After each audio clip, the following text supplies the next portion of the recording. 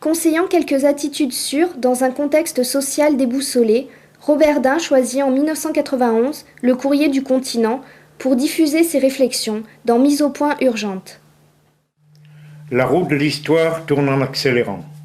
Cela signifie pour nous que les ultimes batailles sont proches et qu'il est plus que temps d'acquérir une parfaite lucidité, car nous ne pouvons plus nous permettre de nous tromper d'ennemis et de nous laisser diviser par de faux problèmes. La première illusion à balayer est celle de la prise du pouvoir. Nous ne prendrons jamais le pouvoir, ni en France, ni en Suisse, ni en Allemagne, dans laquelle au juste il y en a 3 plus des morceaux éparpillés, ni en Italie, ni en Espagne.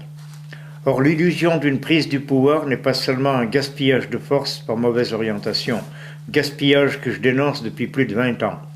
C'est aussi un facteur de division par rivalité de chefs qui ont en commun une naïve surestimation d'eux-mêmes. L'attente du chef charismatique qui mettra tout le monde derrière lui est à mettre dans le même sac que le retour du Messie et procède de la même démission face à notre propre responsabilité. Je ne cesse de le répéter pour la plupart en vain, l'âge des fureurs est révolu. Nous sommes à l'âge missionnaire qui doit suivre toute grande prophétie. Chacun de nous a le devoir de devenir missionnaire, mais cela exige de se cultiver, de lire et de réfléchir beaucoup, de développer son élocution et ses capacités de discussion calmes et efficaces. Cela exige donc de connaître l'adversaire. C'est certes plus pénible que d'attendre l'apparition d'un problématique chef charismatique et même de vendre des journaux, de coller des affiches et de tenir des meetings. Prendre le pouvoir, qui peut espérer encore en avoir le temps. Les grands drames écologiques font plus que nous pendre sur la tête, ils frappent déjà. La mort de dizaines de millions d'arbres, ormos en France, conifères en Europe centrale, la pollution qui atteint déjà les nappes phréatiques, les marées noires, l'empoisonnement du Rhin, de la mer du Nord, environ le tiers du poisson pêché est rejeté comme inconsommable, les milliers de kilomètres de serpents de déchets plastiques sur les océans, la destruction massive du plancton végétal aux conséquences plus graves que la destruction de la forêt amazonienne, la déchirure de la couche d'ozone révélatrice de son amincissement général, tout cela ne suffit-il pas pour comprendre? Tchernobyl, une bagatelle en comparaison de ce que je viens d'énoncer.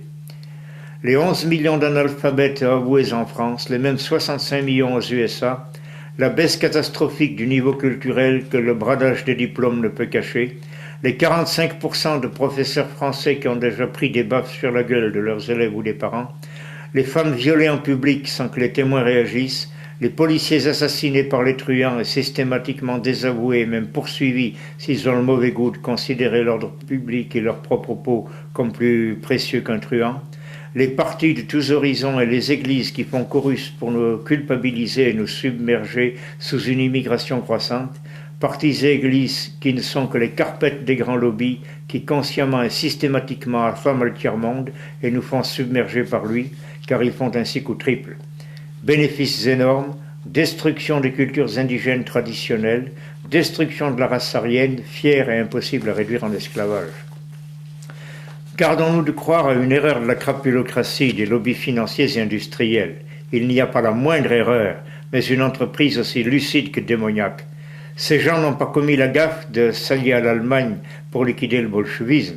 Ils ont fait le contraire, et de leur point de vue, ils ont bien fait.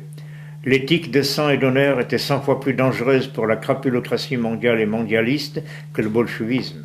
Ce dernier ne pouvait manquer de se désintégrer par ses contradictions envers la nature humaine, aryenne surtout.